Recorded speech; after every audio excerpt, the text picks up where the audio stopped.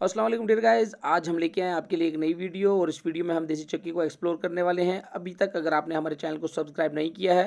हमारे चैनल को फटाफट से सब्सक्राइब करने के साथ ही बेल आइकन पर क्लिक करने के साथ अपनी फीडबैक कमेंट बॉक्स में ज़रूर आज दीजिएगा। हम आपको यहाँ लोरन के एक इलाका खड़प्पा में लेकर आए हैं, जहाँ पे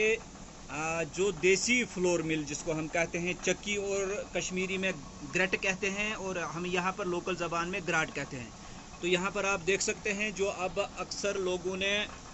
मक्की बीजना जो छोड़ दिया और ज़्यादा कोशिश जो आज लोगों की है वो है ज़्यादा मार्केट से ही आटा वगैरह लेने की। लेकिन यहाँ पे हमने इनसे पूछा, जो लोकल लोग रहते हैं, कि जो इस आटे के जो इस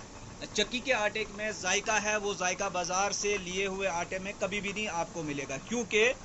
जो बाज़ार से आटा मिलता है वो फ्लोर मिल जो मशीनरी पे